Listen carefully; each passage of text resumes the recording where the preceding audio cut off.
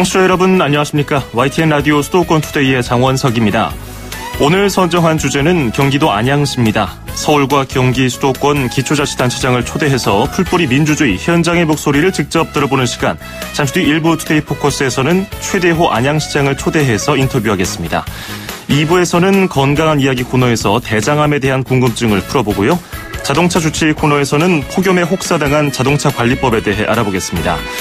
서울은 비가 그쳤지만 강원 남부와 영남에는 여전히 비가 내리고 있습니다. 오전까지 영남은 최대 80mm, 강원 남부와 충청 남부는 많게는 30mm의 비가 내린 뒤에 낮부터 그치겠습니다. 오늘 한낮 기온은 서울 29도, 대전, 광주, 부산이 30도를 기록하겠습니다. 2018년 9월 4일 화요일 YTN 라디오 수도권 투데이 지금 시작합니다.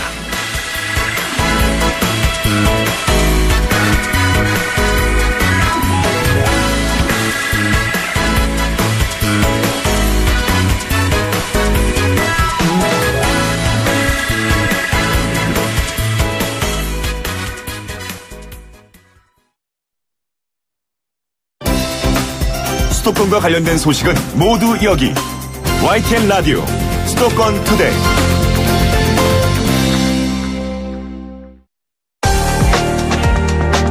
투데이 포커스.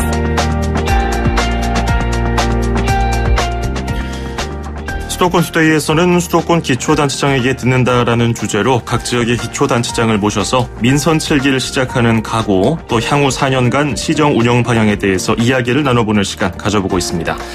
오늘은 시민과 함께하는 스마트한 행복도시를 지향하는 경기도 안양시로 가보겠습니다. 최대호 안양시장 스튜디오에 직접 초대했습니다. 어서 오십시오. 네, 반갑습니다. 예, 민선 7기 취임하시고서 올여름 그 어느 때보다 굉장히 바쁘게 지내셨을 것 같아요. 네, 그렇습니다. 취임하시면서는 뿌라비룬이 있었고, 그리고 네. 이어진 폭염, 그리고 솔릭 대비하시고 이후에 폭우까지 안양 지역에 피해는 없었습니까? 예, 그야말로 올해는 유례없는 폭염에 의해서 많은 국민들이 힘들어했습니다만은 예. 다행히 우리 시는 폭염이나 폭우로 인한 인명피해나 재산 피해는 없었던 것으로 파악됐습니다. 예.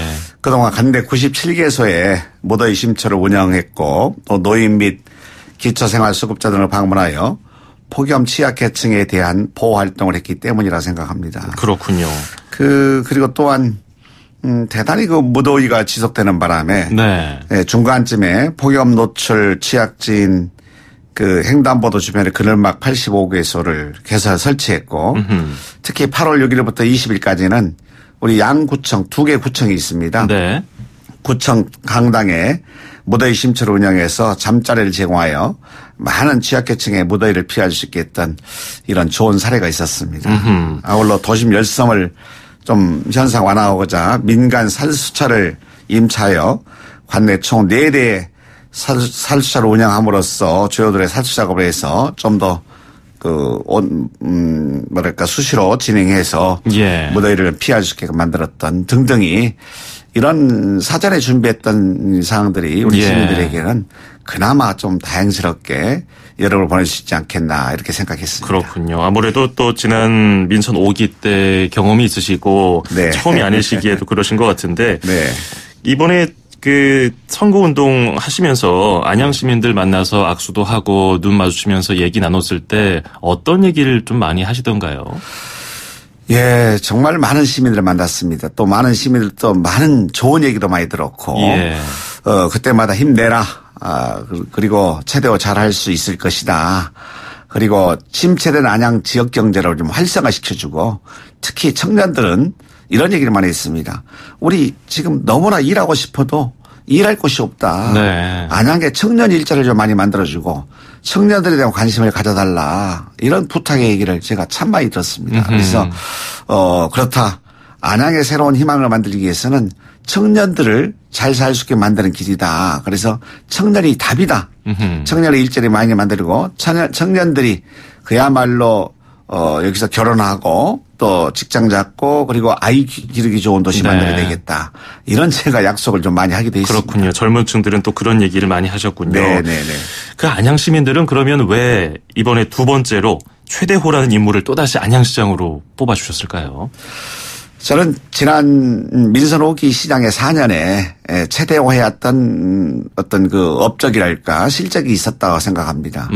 요즘에 국민들은 그냥 시장을 뽑는 게 아니고 성과를 보고 저는 검증을 한다고 생각을 합니다. 예. 민선 5기의 성과가 참 나름대로 평가를 잘 받았다라고 생각을 했고 물론 경선 과정부터 선거 과정이 어려웠습니다만은 그래도 최대를 압도적으로 선택했던 이유는 최대의 지난 민선 5기 시장의 성과를 보고 아마 한 번 더 맡김으로써 네. 안양의 미래 발전을 도모할 수 있지 않겠느냐 이런 생각을 했기 때문에 생각합니다. 그렇군요. 네. 아무래도 초선 시장이실 때와는 이번 민선 7기 때는 뭐 각오도 그렇고 자세도 남다르실 것 같은데 시민이 시장이다 뭐 이런 말을 취임 첫 화두로 삼으셨어요. 그렇습니다. 예. 대한민국 헌법 제1조 그 1항을 보면은 대한민국의 권력은 국민으로부터 나온다 이런 말이 있습니다. 이런 맥락에서 아마 그 시장을 비롯한 모든 공직자들은 그런 권력을 시민들로부터 잠시 이임받은 것이다라고 생각합니다. 내가 시장으로 선출되었다고 모든 권력이 나에게 있는 걸로 착각해서는 안 되겠다라고 생각합니다. 예. 같은 맥락에서 시정 운영에 있어서도 모든 정책 결정 과정에 항상 시민의 입장에서 한 번 더 생각한다면 그것은 틀림이 없을 것이다. 즉 시민의 시장이라는 이야기는 조금 더 귀를 기울이고 그리고 들을 준비가 되어 있다는 소통의 의미를 담고 있다고 봅니다. 모든 것을 시민과 함께 시민의 중심에 들 수 있도록 노력하면서 시정 운영해야 되겠다. 이런 저는 각오를 가지고 있습니다. 예. 선거철에 안양시 데이터를 좀 분석해 보니까 인구 60만 정도의 안양시가 언제부턴가 한국의 뉴 햄프셔주다 뭐 이런 별명을 얻었어요. 네. 예. 그만큼 안양이 팔도의 우리 국민들이 골고루 잘 살고 있다라고 생각을 합니다. 그리고 안양 시민의 정치의식 수준 또한 대단히 높습니다. 네. 어떤 그동안의 정치 어떤 선출의 투표 과정을 보게 되면은 대단히 현명하고 또 지혜로운 그런 선택을 하고 있구나. 저도 이렇게 생각을 하고 있습니다. 예. 안양의 민심이 거의 대부분 대한민국 그 대선에서나 뭐 그런 결과와 같이 나타났기 때문에 이런 그렇습니다. 별명을 얻은 것 같아요. 그렇습니다. 자, 인구 60만의 안양시 인구 밀도가 우리나라에서 세 손가락 안에 꼽히죠. 굉장히 그렇습니다. 서울시, 지역에. 예. 그럼 부천시 다음에 안양시가 인구 밀도가 높습니다. 네. 참 앞으로 해결할 과제이기도 합니다. 그렇죠. 현안도 참 많을 것 같은데 네. 현안 키워드 중심으로 안양시의 시정 운영 방향하고 비전에 대해서도 좀 들어보고 싶습니다. 예, 여러 가지 현황이 많지만은 뭐니 해도 일자리가 가장 큰 문제이며 또 해결할 과제라고 생각을 합니다. 특히 청년 일자리에 저는 중점을 두고 있다고 말씀드렸고요. 예. 현재 안양은 예전에 비해서 침체되어 있고 또한 고령화 속도가 대단히 빠르게 진행되고 있습니다. 그리고 또 요즘에 그 집값 때문에 정말 임대 비용 도 마련하기 어려운 청년들이 많습니다. 예. 부모의 유산이나 재산 도움 없이는 안양에서 정주하기 굉장히 어려운 도시가 되었다. 즉 저는 지금 위기 상황인데 이게 기회라고 생각합니다. 앞으로 안양시 미래 발전을 위해서는 청년들이 살아갈 수 있는 그런 도시를 만들어야만이 미래가 있다. 안양에서 직장을 잡고 아까 아이를 낳고 그리고 터를 잡고 살아가기 위해서는 청년 일자리가 대단히 시급한 상황이 됐다라고 생각하고요. 예. 그렇기 때문에 저는 청년들에게 모든 것을 아마 투자하고 지원할 생각을 가지고 있습니다. 청년 일자리, 청년 정책 문제뿐이 아니고 청년 보좌관도 저희가 신설해 가지고 청년의 눈높이에서 청년의 문제를 고민하고 해결할 수 있게끔 만들어야 되겠다. 그래서 앞으로 이 라디오를 청취하고 있는 우리 국민 여러분께서는 안양시에 오게 되면은 청년들이 일자리 전폭적으로 지원하겠다. 모든 것을 원수토로 지원하겠다. 이런 말씀을 드립니다. 주변의 청년들 희망을 가지고 안양으로 오시기 바랍니다. 최대호 시장이 모든 역량을 다 모아서 여러분의 일자리뿐이 아니고 사업을 성공할 수 있게끔 제가 잘 만들어 보겠습니다. 그런 말씀하신 김에 청년 일자리 대책부터 좀 살펴봤으면 좋겠어요. 성공한 청년 기업 100개를 육성하겠다. 이렇게 호언장담하셨는데 구체적인 보관이 있으신지요? 그렇습니다. 저는 청년 기업 100개를 만든다는 것은 단지 뭐 금융이라든지 세제 혜택 지원뿐이 아니고 직접 300억 원 정도의 창업 펀드를 조성해서 펀드를 지원하겠다라는 얘기입니다. 우리 청년들이 금융비용에 좀 이자 지원을 받아가지고 창업을 해서 실패하게 되면은 그 부담은 100% 본인이 지고 가기 때문에 굉장히 어렵습니다. 그게 쉽지가 않죠. 그런데 저는 실패를 예. 하더라도 정말 성공하는 기업을 만들어 보겠다. 열정과 의지만 있게 되면 그리고 좋은 아이템만 가지고 안양으로 와라. 나머지 모든 문제는 안양에서 지원하겠다.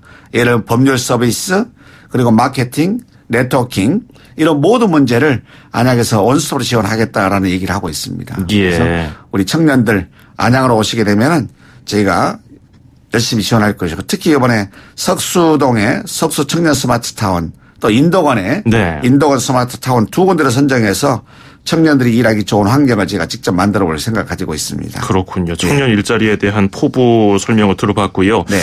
그리고 좀 지역 관련된 현안 중에서 대규모 사업, 교통 부문부터 살펴보도록 하죠. 예. 6.13 지방선거 전에 그 박원순 서울시장 당시는 뭐 후보였지만은 경부선 국철을 지하하는 그 정책 협약을 체결했지 않습니까? 네. 이 사업 추진 이유에 대해서도 좀 들어보고 싶습니다. 사실은 아이러니하기도 정책 협약하러 가는 날 예. 오후 시간이었는데요. 오전에 바른미래당 안철수 그 후보가 서울에 있는 그 국철을 지어하겠다 공약을 발표를 했어요.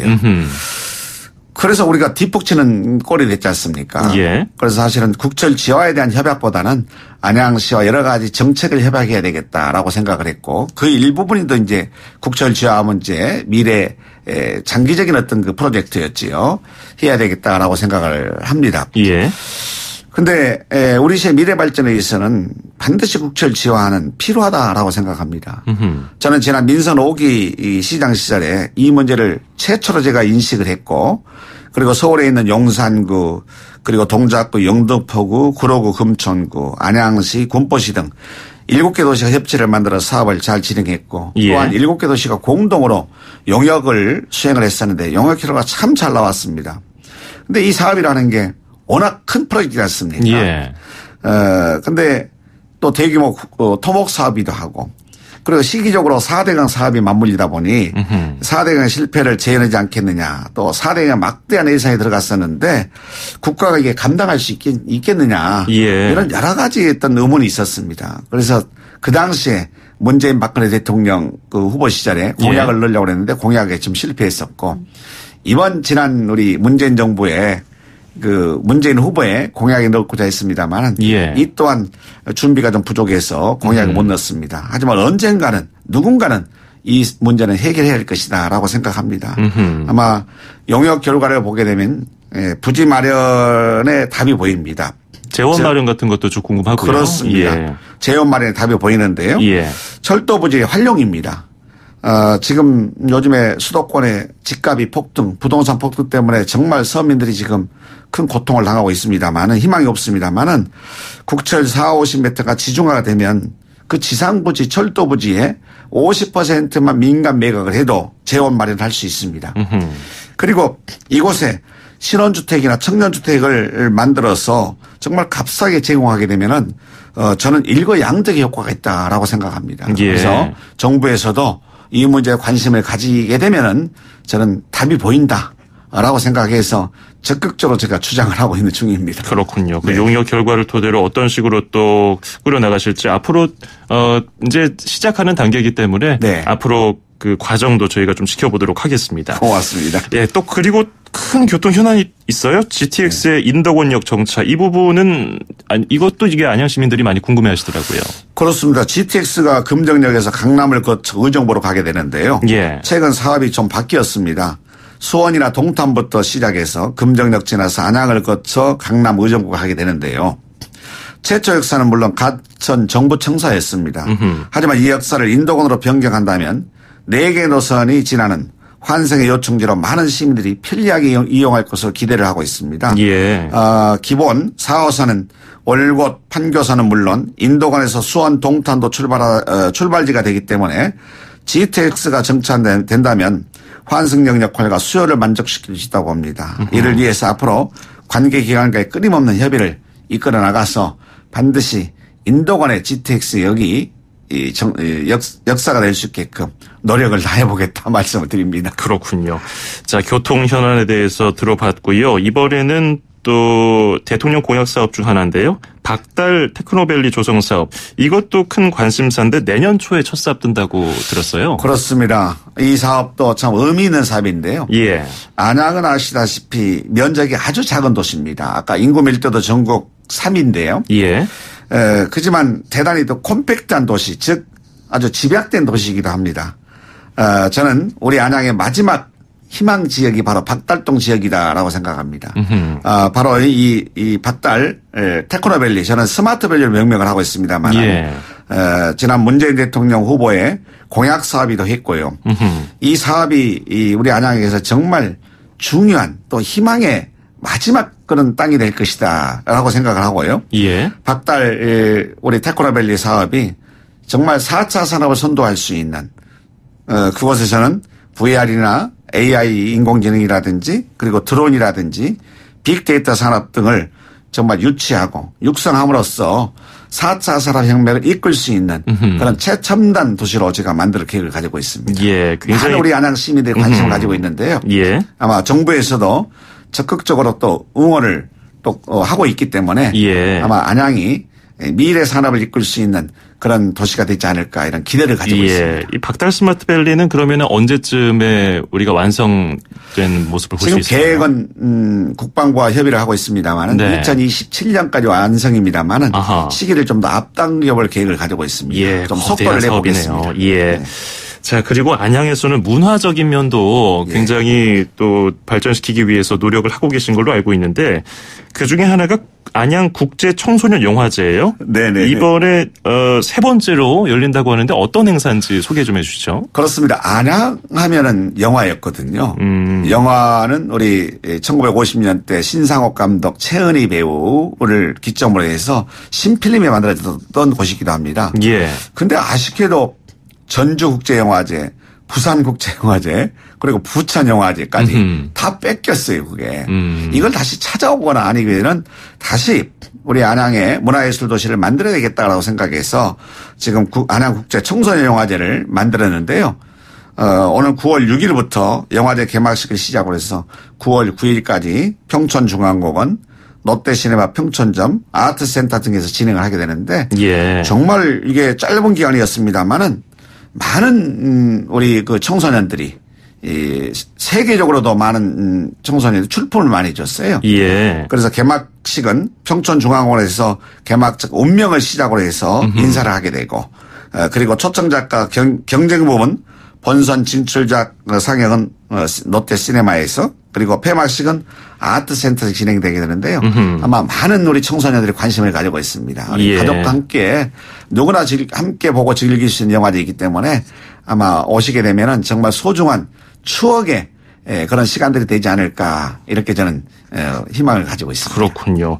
그리고 얼마 전에 안양예술공원에서 관광진흥 전문가 자문단 현장회의도 하셨잖아요. 네네네. 지역관광 활성화를 위해서도 좀 신경을 쓰고 계신 걸로 알고 있는데 그 부분 짧게 좀 들어볼까요? 그렇습니다. 안양이 정말 수도권에 인접해 있는 정말 좋은 도시입니다. 그리고 테마가 있고 스토리가 있는 도시이기도 합니다. 이런 영화라든지 문화나 예술이라든지 과거에 안양의 유원지 생각나시죠? 또 그곳에 우리 안양예술공원을 만들었습니다만은 등등 또 병목원 시민공원 등등 정말 문화와 예술이 함께 향유할 수 있는 그런 도시입니다. 그래서 앞으로 정말 문화예술의 도시로서의 그런 안양을 만들기 위해서 제가 모든 것을 다 지금 준비를 잘하고 있다 이렇게 말씀드립니다. 그리고 그 연현마을 문제, 그 아스콘 공장 대기 오염물질 때문에 그 주민들하고도 계속 공청회도 하시고 얘기 듣고 있는데 그 부분은 어떻게 풀어가실지 짧게 좀 정말 십수년 동안 오랜 민원 문제였습니다. 이걸 제가 의지를 가지고 해결해야겠다라고 생각해서 주민들과 많은 대화를 나눴습니다만은 이번에 제가 시장 취임하자마자 이재명 경기도지사 함께 공영 개발하는 쪽으로 방향을 잡았고 지금 속도감 있게 진행하고 있습니다. 마침 주민들 그리고 사업자 그리고 경기도 안양시 사자 협의체를 만들어서 머리 맞대고 조속히 해결하자라고 해서 아마 주민들의 건강 문제, 환경 문제 원스톱으로 해결했다 이렇게 생각합니다. 자, 그리고 또 최 시장께서는 전국 대도시 시장 협의회장에 또 선출되셨는데 굉장히 바쁘시군요. 여기서는 또 어떤 역할 수행하십니까? 인구 50만 이상 도시로 시작된 시장으로 구성된 전국 대도시 협의회가 있습니다. 예. 민선 7 제1차 정기총회 제가 시장으로 당선되었는데요. 전국 대도시 협의회 회장은 15개 그 단체가 있습니다. 뭐 수원, 성남, 고양, 창원 그리고 지방의 뭐 전주, 청주, 안양 등 인구 50만 이상 도시 15개 지자체가 가입돼 있는데 15 인구는 굉장히 많습니다. 1200만이 넘어요. 그리고 전체 인구의 약 23.2%가 되기 때문에 예. 큰 도시가 함께 앞으로 해야 할 역할은 우리 지방자치단체 즉 인수위원회 설치 및 그 법적 근거 마련이라든지 대도시권 교통 혼잡 도로 개선 문제라든지 그리고 지금 자치분권 시대를 맞이해서 예. 대도시 간 협력과 상생 발전을 모색하고 그리고 저는 반드시 지방 분권을 이루는 데 있어서 대도시 시장들이 해야 할 역할이 많다라고 생각해서 예. 그걸 제가 주도적으로 선도적으로 좀 앞장서볼 계획을 가지고 있습니다. 그렇군요. 자, 4년 뒤에는 안양 시민들에게 어떤 평가를 받고 싶으십니까? 정말 그래도 최대호가 시장이 일 잘했구나. 네. 최대호 뽑기를 잘했구나. 이렇게 제가 평가를 받고 싶습니다. 그렇군요. 꼭 그러길 기원하겠습니다. 네. 자, 저희가 신청곡을 받았는데 송소희의 아름다운 세상을 골라오셨어요. 왜 이 노래 선택하셨습니까? 예. 아름다운 나라군요. 정말 그렇습니다. 예. 정말 이 노래를 듣고 있으면 나도 모르게 우리 대한민국에 살고 있다는 것이 자랑스럽고 또 자부심이 느껴지기도 합니다. 예. 예, 우리에게는 어렵고 힘든 순간이 다가와도 항상 대한민국은 국민의 저력을 보여주며 세상에 우뚝 서왔습니다. 그래서 자랑스러운 아름다운 나라를 생각해 볼 수 있는 이 곡을 YTN 우리 라디오 청취자분들과 함께 하고 싶어서 네. 제가 선정을 했습니다. 네, 굉장히 좋은 의미로 이 노래를 골라오셨는데 송소희 아름다운 나라 들으면서 오늘 인터뷰 마무리하도록 하겠습니다. 고맙습니다. 네, 고맙습니다. 네, 지금까지 안양시장이었습니다. 최대호 안양시장과 인터뷰해봤습니다. 2,500만 수도권 청취자를 위한 모든 소식이 한자리에 YTN 뉴스 FM 수도권 투데이. FM 94.5MHz YTN 라디오 수도권 투데이 듣고 계시고요. 저는 아나운서 장원석입니다. 2부에서는 건강한 이야기 코너에서 대장암에 대한 궁금증 풀어보고요. 자동차 주치 코너에서는 폭염에 혹사를 당한 자동차 관리법에 대해서 알아보겠습니다. 2부 바로 이어가죠. 음악과 수도권 뉴스가 한방에 수도권 전문 방송 수도권 투데이.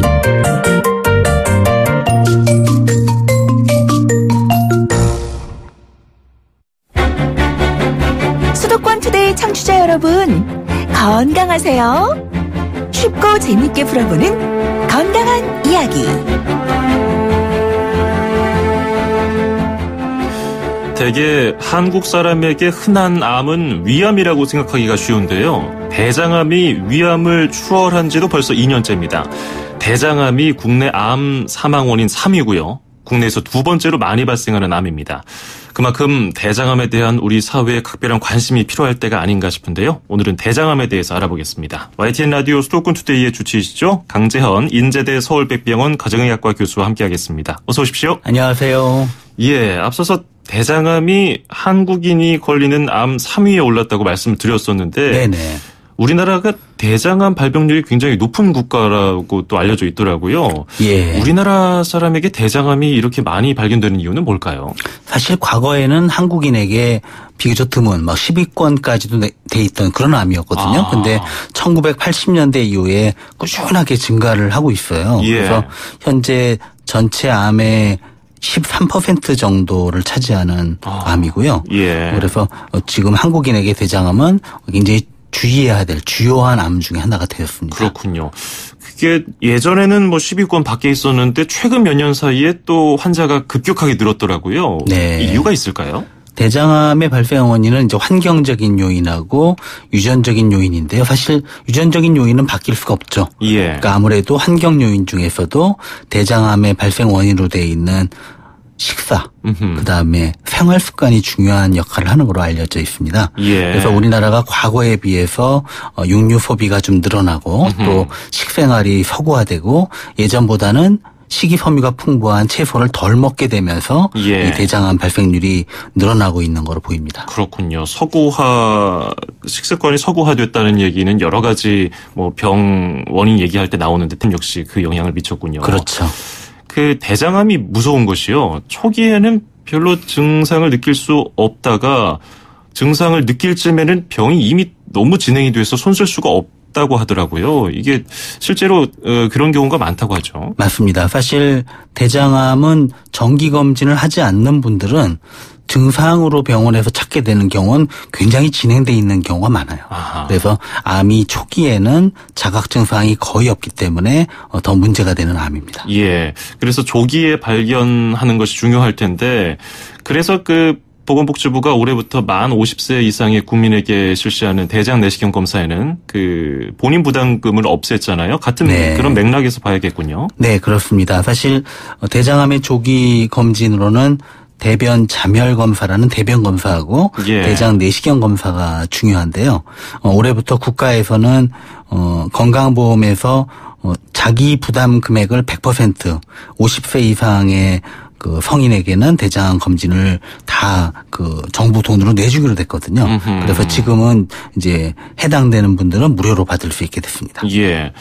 근데 대장 내시경의 경우는 수면 마취를 한 수면 상태에서 하는 경우가 대부분이어서 네. 시간이 오래 걸리고 또 좀 부담스럽다는 분들이 많아요. 그런 네네. 분들을 위해서 분별 잠혈 검사로 대장암 여부를 파악할 수 있다고 하는데 이거는 어떤 건가요? 네, 이제 분변인데요. 분변인가요? 그러니까 변의 잠혈, 그러니까 잠재되어 있는 혈액입니다. 그래서 예. 대장암이 시작이 되면 조금씩 거기서 출혈이 조금씩 나오거든요.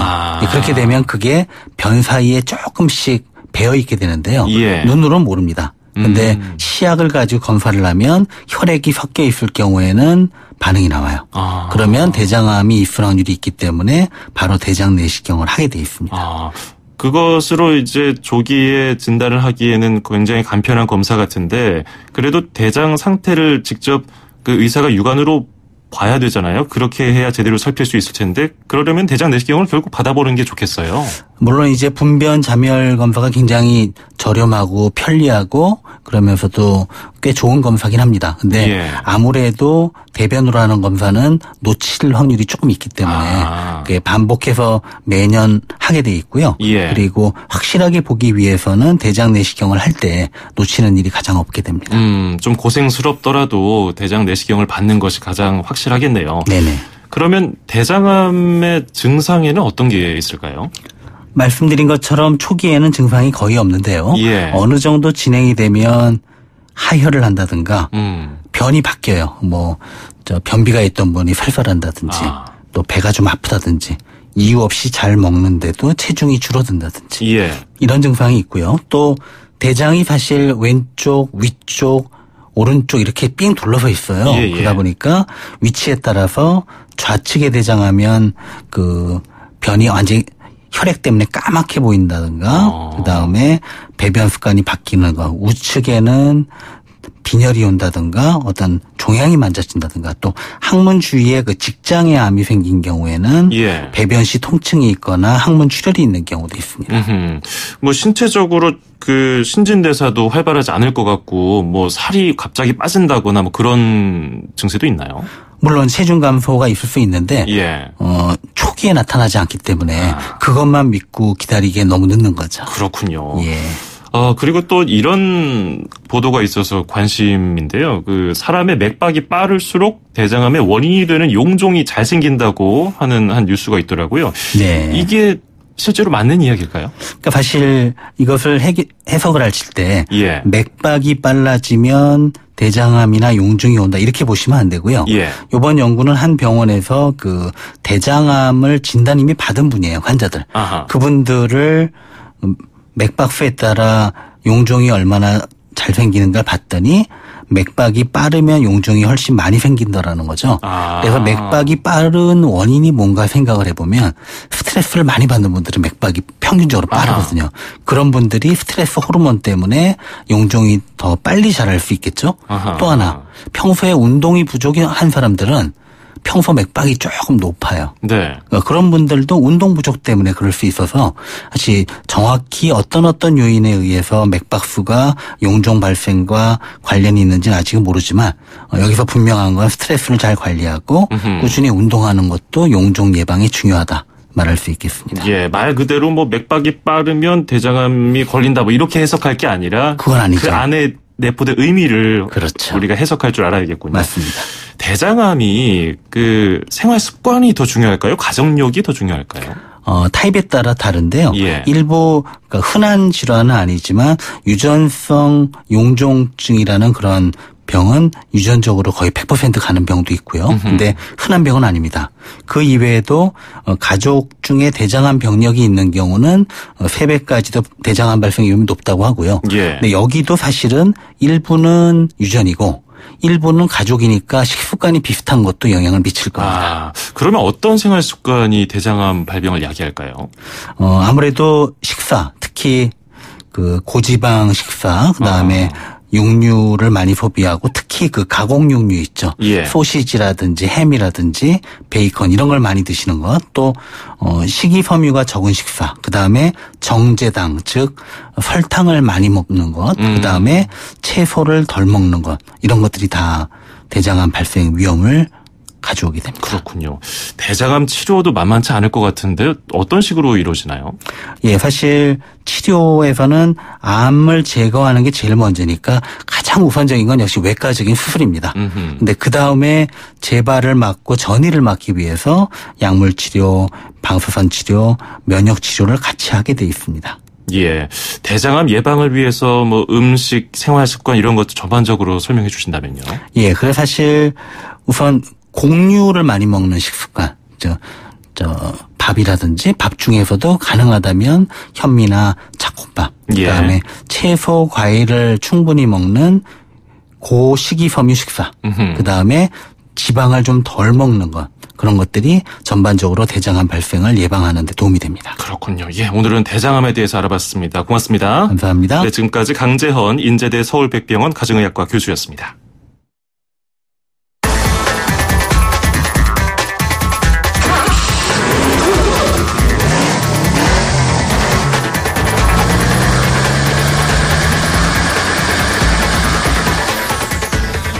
네, 매주 화요일마다 만나보는 코너 자동차 주치 시간입니다. 오늘은 기록적인 폭염과 여름을 보낸 자동차를 어떻게 관리해야 하는지 알아보겠습니다. 김필수 대림대 자동차학과 교수와 함께합니다. 김 교수님 안녕하세요. 네, 안녕하세요.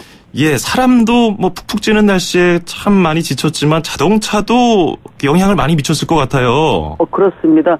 뭐 올여름 한 달 동안 뭐 열대야까지 계속 있어가지고 굉장히 힘들었거든요. 예. 차도 마찬가지입니다. 올여름에 아마 아시겠지만은 여러 차종이 자동차 화재에 많이 휩싸이면서 논란이 많았었거든요.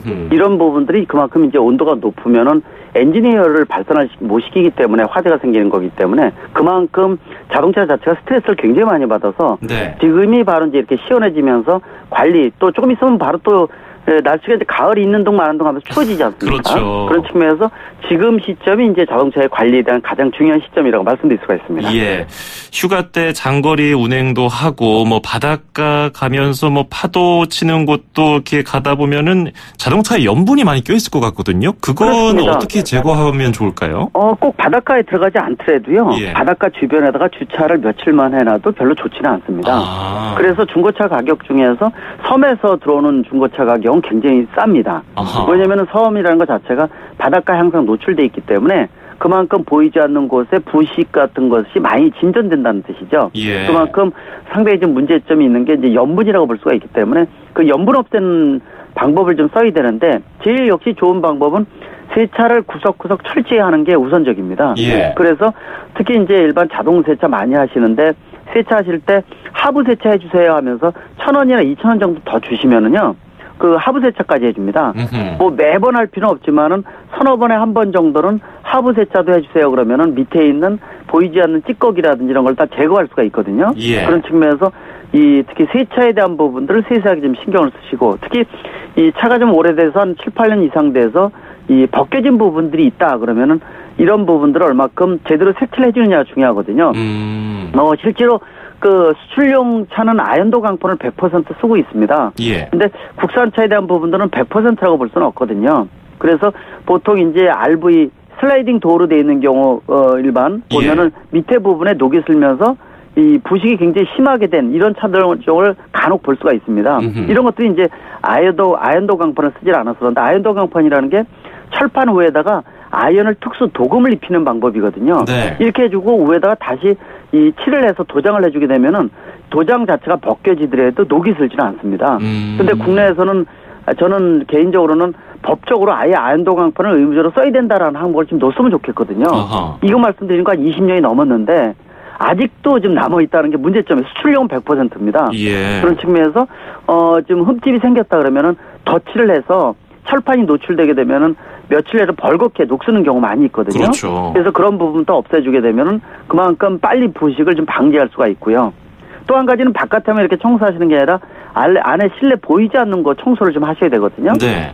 아마 장거리라든지 장기 휴가 갔다 오시면서 이 가족이 동반하게 되면 특히 주말에도 뭐 요새 교회도 나가시겠지만은 먹거리 마실 거 먹는 거 차 안에서 많이 하거든요. 그럼요. 예. 이거 먹다가 꼭 떨어뜨립니다. 근데 이게 또 보이는 곳에 떨어지면 죽는데요. 예. 꼭 시트 사이라든지 보이지 않는 거 쏙 들어갑니다. 이거 끊을 방법이 없거든요. 예. 그런 측면에서 그냥 놔두게 되면은 나중에 이게 곰팡이가 쓴다든지 해서 이 실내 아토피나 알레르기성 이 실내 공기질이 아주 안 좋아지는 거죠. 그 생각은 잘 못 해봤네요. 예, 그래서 보통 뭐 미세먼지가 많은 날 하게 되면은 실내 순환 모드로 돌려라 이렇게 얘기 많이 하거든요. 예. 도리어 실내 순환 모드로 하다가 안에 이 바닥에 매트에 있는 먼지라든지 곰팡이, 찌꺼기 이런 것들이 안에서 돌다 보니까 더 나쁜 겁니다. 예. 도리어 안이 바깥보다 더 나쁜 공기질일 경우도 많이 있기 때문에 그만큼 실내 순환 모드라는 것은 안에 청소를 깔끔하게 뭐 걸레 같은 거 물걸레 갖다가 이 안쪽 유리라든지 대시보드 위라든지 먼지 같은 거 깨끗이 닦았을 때의 전제 조건이지. 예. 실내 순환 모드는 꼭 그 안이 더럽게 되면 안 하는 게 도리어 낫다 이렇게도 말씀드릴 수가 있습니다. 그렇군요. 실내 네. 세차도 신경을 써야 된다. 근데 갑자기 그 실외 세차 바닥 잘 세차를 해야 된다고 말씀하셔가지고 생각이 난 건데 겨울철에 네. 염화칼슘 지자체에서 많이 뿌리잖아요. 그렇죠. 그때도 비슷하겠네요. 더 심합니다. 아, 그래요? 사실 염분보다도 훨씬 더 부식의 강도가 큰 게 염화칼슘입니다. 예. 그래서 염화칼슘 중국에서 많이 수입해서 사용을 하거든요. 근데 이 염화칼슘이라는 게 소금보다도 훨씬 더 부식의 강도가 한 2배 정도 될 겁니다. 예. 따라서 밑에 특히 바닥에 뿌려놓으니까 바닥에 눌어붙는 염화칼슘이 워낙 많거든요.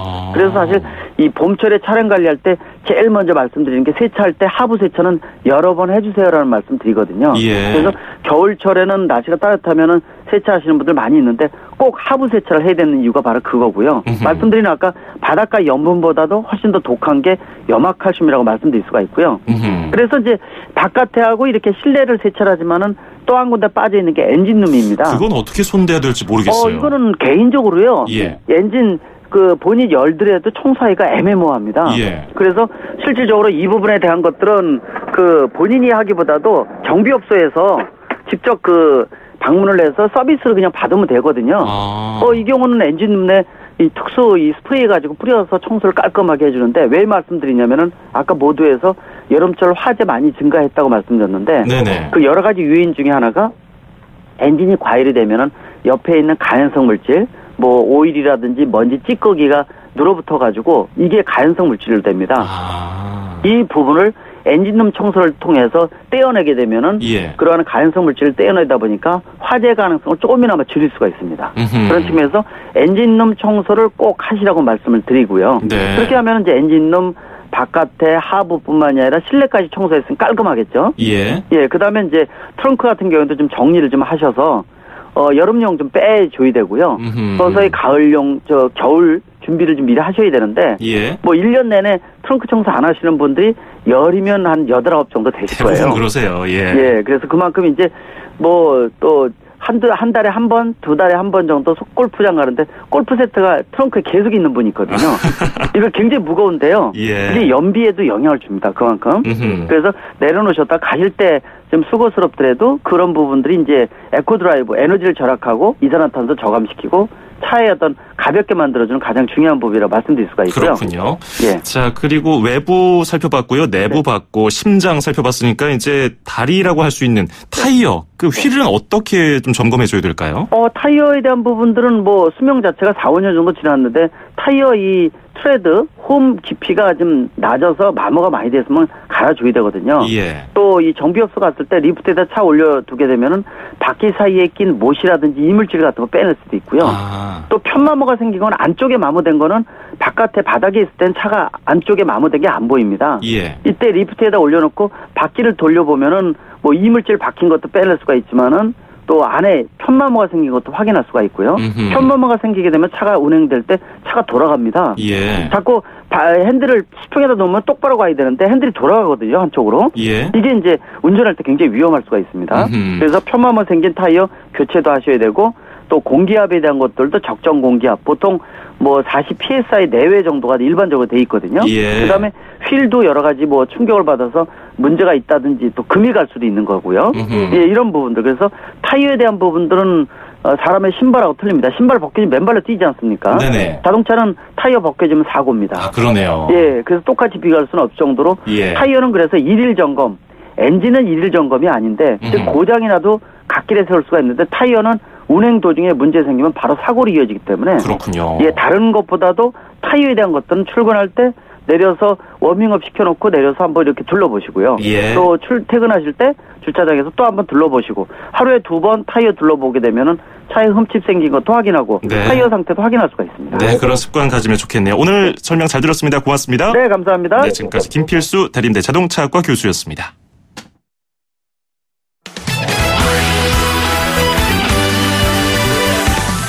네, 오늘 수도권 투데이 여기서 마치고요. 저는 내일 아침 9시 10분에 뵙겠습니다. 장원석이었습니다. 고맙습니다.